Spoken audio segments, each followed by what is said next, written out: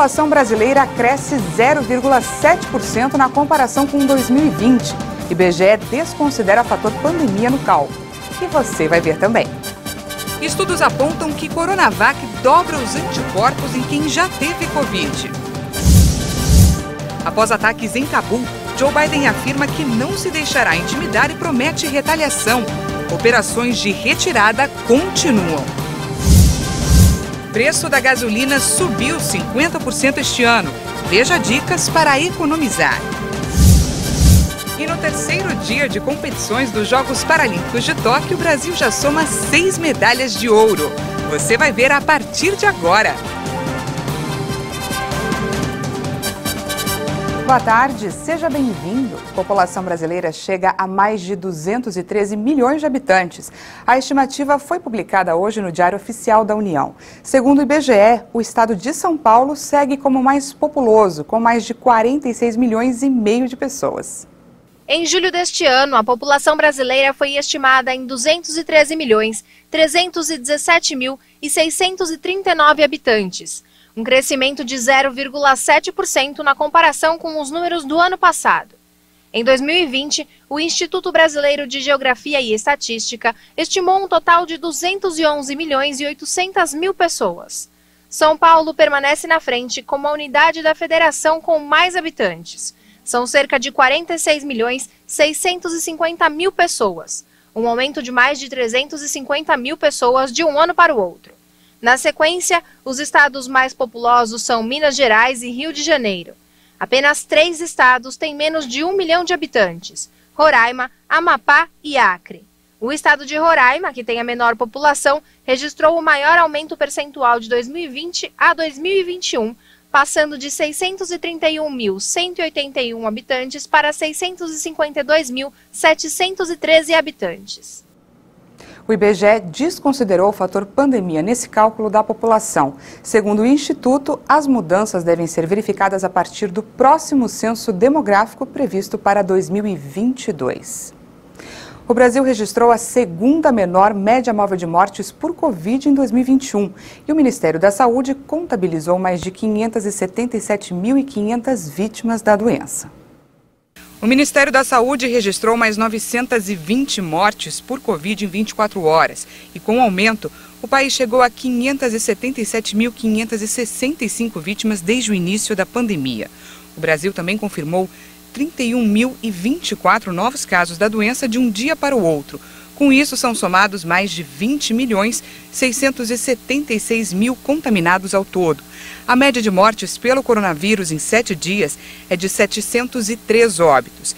Caiu em relação ao dia anterior e está abaixo de 1.000 há 27 dias. Já a média móvel de novos casos nos últimos 7 dias foi de 26.050, com uma variação de 16,5% para menos em relação a 2 semanas atrás.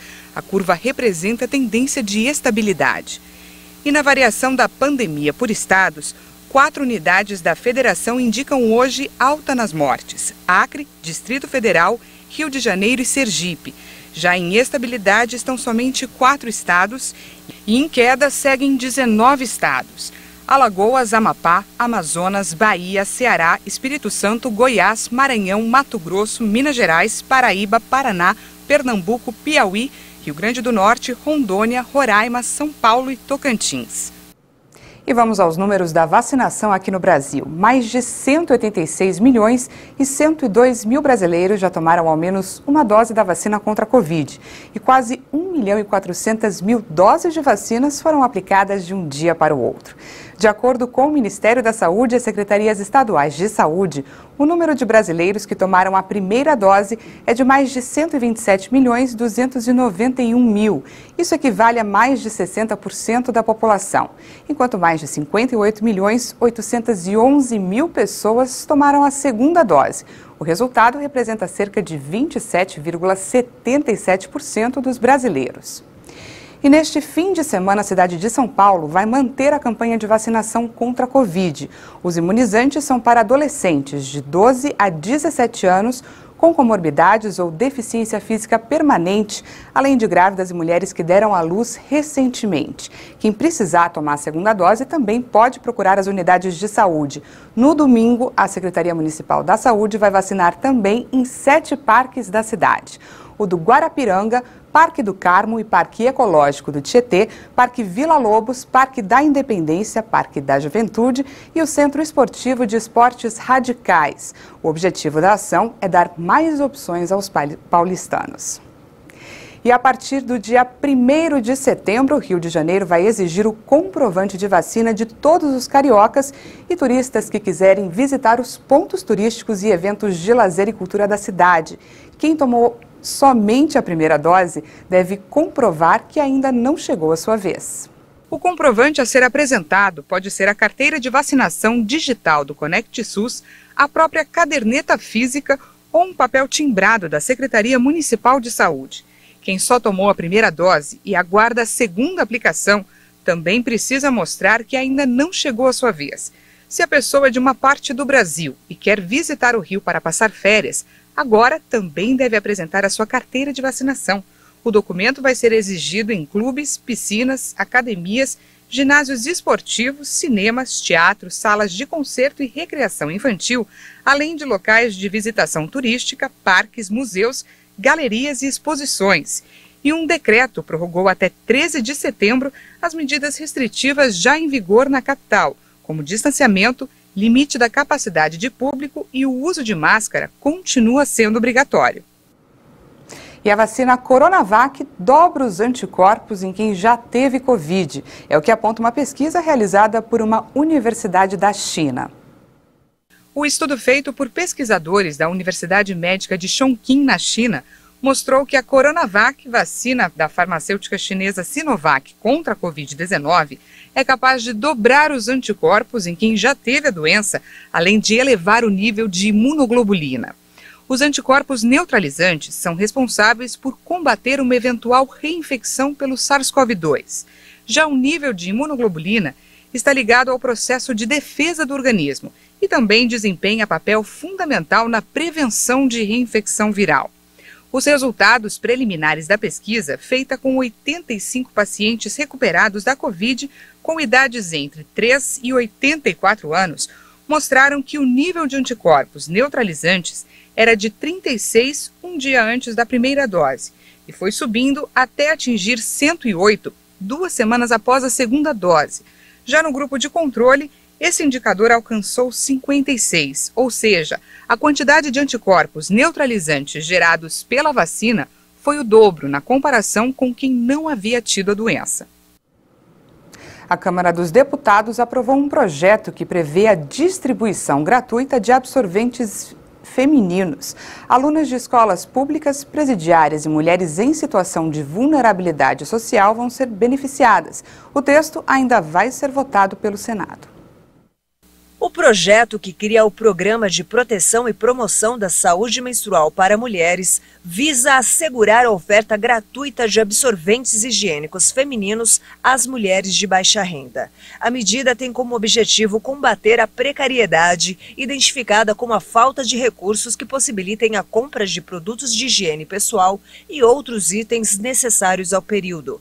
O texto estabelece que os critérios de quantidade da oferta gratuita de absorventes vão ser definidos em regulamento. Segundo a proposta, os recursos federais para execução do programa devem ser aplicados no Sistema Único de Saúde. No caso do atendimento às mulheres privadas de liberdade, a verba vai ser repassada pelo Fundo Penitenciário Nacional. A proposta também prevê a inclusão do absorvente como item essencial da cesta básica. O Supremo Tribunal Federal reconheceu a validade da lei que deu autonomia ao Banco Central. O Banco Central é o responsável, por exemplo, por definir a taxa básica de juros. A lei que dá autonomia à instituição tenta blindar o órgão de pressões partidárias.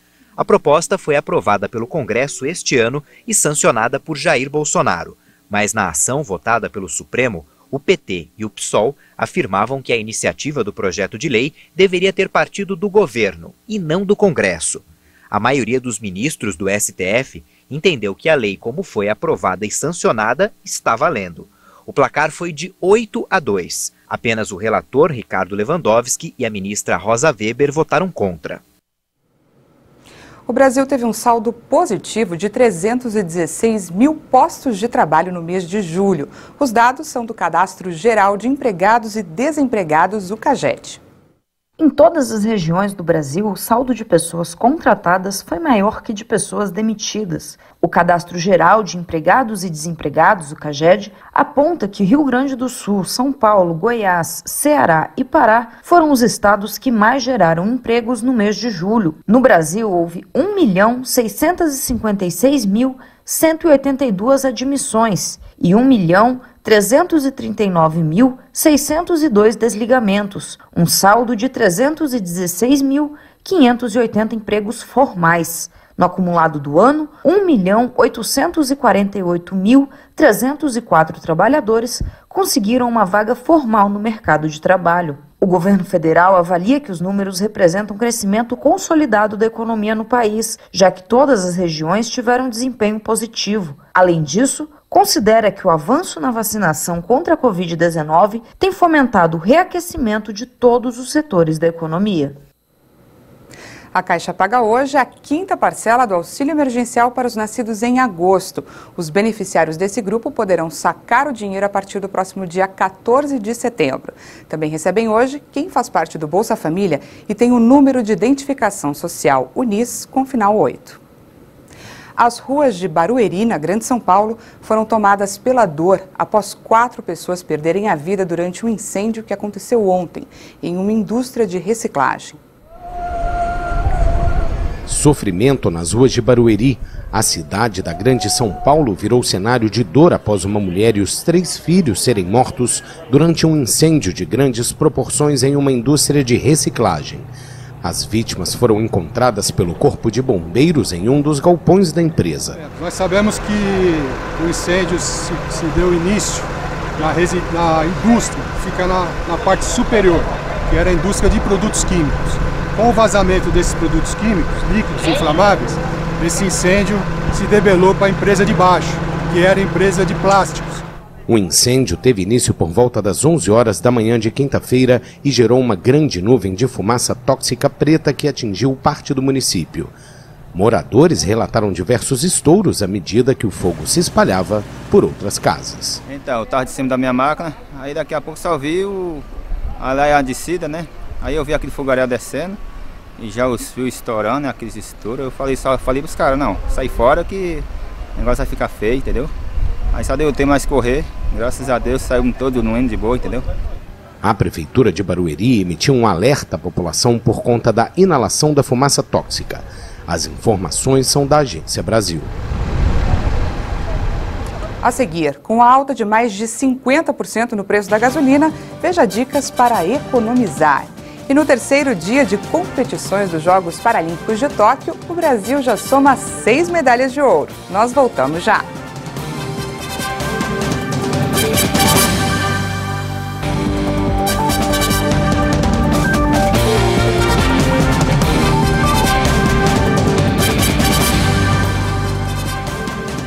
Estamos de volta, agora são 13 horas e 18 minutos no horário de Brasília. Mesmo atraindo críticas, a Turquia negocia com os talibãs em Cabul. A Turquia iniciou conversa com os talibãs. Uma possível negociação está sendo realizada na zona militar do aeroporto de Cabul, onde a embaixada turca está temporariamente instalada. Os talibãs propuseram assumir a gestão do aeroporto da capital, tão logo aconteça a retirada das tropas americanas em 31 de agosto. O presidente turco Recep Tayyip Erdogan disse que seu país ainda não se decidiu sobre isso, mas que seu país não pode se dar ao luxo de esperar de braços cruzados. Nossos amigos tiveram o primeiro encontro com o Talibã, uma reunião de 3 horas e meia, sob a supervisão do nosso embaixador. E, se necessário, teremos a oportunidade de manter essas conversas novamente. O presidente dos Estados Unidos, Joe Biden, fez um pronunciamento à nação sobre o atentado no aeroporto de Cabul, que deixou 13 militares americanos mortos e 15 feridos.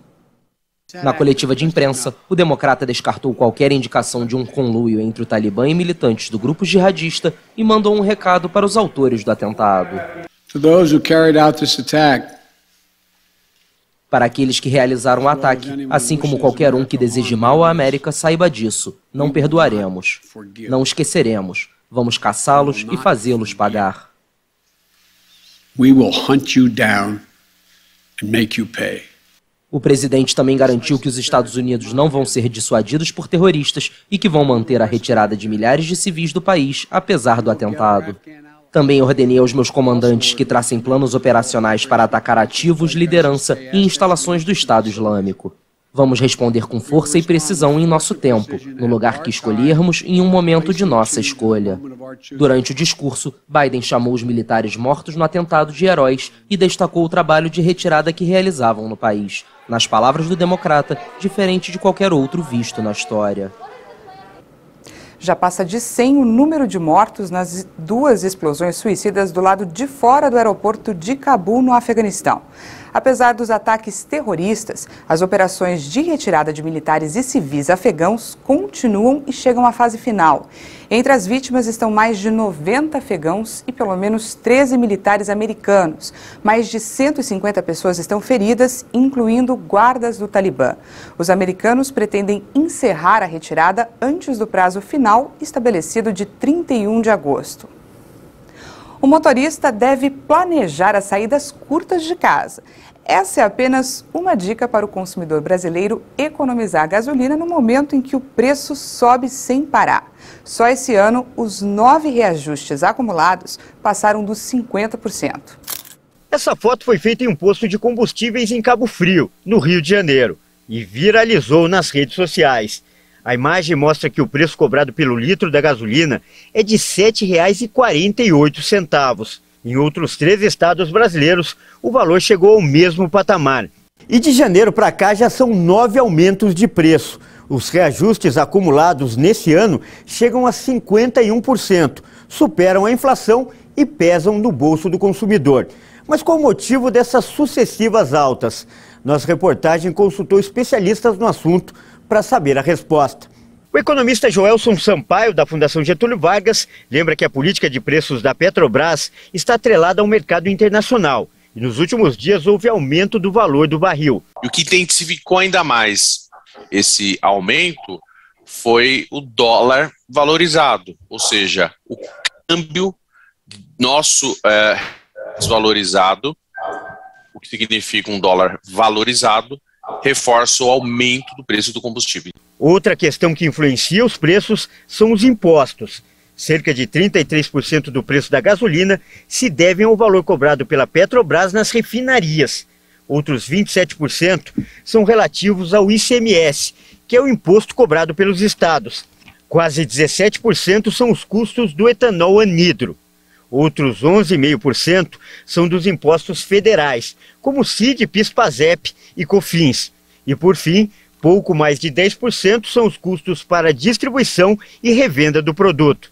O que eu tenho pedido incansavelmente é que esse mercado sente para conversar. Não existe saída milagrosa, como tem se tentado mostrar para o consumidor, que tem um milagre, que eu vou abaixar o preço. Ninguém tem essa condição. E as previsões não são nada otimistas. Os especialistas acreditam que os preços altos devem continuar nos próximos meses. A situação do Afeganistão tem assustado, né? Porque a gente está vendo que pode aumentar esse problema e o mercado internacional anda muito em cima disso. Quer dizer, nós tivemos a paralisação aí por causa da pandemia, o mercado internacional despencou, né? A gente não tinha onde vender o produto, então o que aconteceu? O preço despencou. Agora, com a dificuldade, porque o Afeganistão também é um produtor, né? Nós vamos ter problemas de mercado, isso pode ser que crie um aumento, a expectativa de um aumento no preço internacional. Então quem não pode abrir mão do carro vai ter que aprender a economizar. Nossa reportagem também consultou esse professor de mecânica, que fez uma lista de dicas para ajudar o motorista a gastar menos gasolina. E as principais são: manter os pneus sempre calibrados, não forçar o carro acelerando sem necessidade, não rodar com o tanque na reserva, verificar a qualidade da gasolina e sempre fazer a manutenção preventiva, Afinal, um motor desregulado gasta mais. Agora sim, tem algo fundamental. A maioria dos motoristas não sabem o que é um freio motor. Quando você utiliza a compressão do motor para frear o carro. Por exemplo, quando você vai sair daqui de São Paulo, capital, e vai para a praia, vai descer, né, a Serra de Santos. Então, vamos lá para a praia, é uma ladeira enorme, né, uma serra, vai descer. Tem lá a placa na lateral da estrada, desça engrenado. Aquele desça engrenado é para 2 motivos. Um, para você usar menos o pedal do freio, você usa a compressão do motor para segurar um pouco a velocidade do carro, e isso também economiza combustível. Em resumo, para gastar menos, é preciso ter planejamento. Consumidor, faça uma coisa. Primeira coisa no seu carro, aprenda a fazer quantos quilômetros roda o seu carro com 1 litro. Isso é importantíssimo. Porque se você não fizer essa conta, você pode pôr um produto que rode 10 quilômetros com 1 litro e pode pôr um outro produto mais barato que não roda 10, roda 7. Quando a gente tem uma alta de preços, aumenta a variação de preços entre também os diferentes postos, as diferentes redes de combustíveis. Então, a comparação pode ser uma ferramenta que não resolve, mas minimiza um pouquinho esse problema para o consumidor final.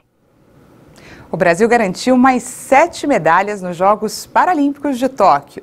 E Eltsin Jaques, de 29 anos, faturou o ouro nos 5.000 metros da classe T11 para deficientes visuais com baixa ou nenhuma visão. No salto em distâncias, Silvânia Costa conquistou novamente a medalha de ouro, assim como no Rio de Janeiro em 2016 e se tornou bicampeã paralímpica. Nos 50 metros nado livre na natação, Wendel Bellarmino garantiu mais um ouro para o Brasil. E depois de conquistar nos 100 metros borboleta o primeiro ouro do Brasil nas Paralimpíadas, Gabriel Bandeira voltou ao pódio com a prata nos 200 metros livre da classe S14. Ainda na natação, Maria Carolina garantiu mais uma medalha de bronze para o Brasil nos 100 metros nado costas. No atletismo, tivemos 2 brasileiros no pódio. Petrucci Ferreira venceu a prova de 100 metros com quebra de recorde no atletismo paralímpico e garantiu o ouro, enquanto Washington Júnior garantiu o bronze na mesma prova.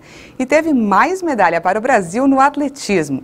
João Victor Teixeira levou a medalha de bronze no arremesso de peso F37 e obteve o seu melhor resultado na temporada, atingindo a marca de 14,45 metros. E na outra classe de arremesso de peso, Wallace Santos garantiu a medalha de ouro e, de quebra, estabeleceu um novo recorde mundial na modalidade. E com as conquistas do Brasil nesse terceiro dia, vamos dar uma olhada em como está o quadro de medalhas das Paralimpíadas de Tóquio. A China lidera o ranking com 20 medalhas de ouro, 11 de prata e 14 de bronze. A Grã-Bretanha vem logo em seguida com 9 medalhas de ouro, 10 de prata e 9 bronzes. Na terceira posição temos os atletas da Rússia, com 9 medalhas de ouro, 7 medalhas de prata e 10 de bronze. A Austrália é a quarta colocada, com 7 ouros, 4 pratas e 8 bronzes.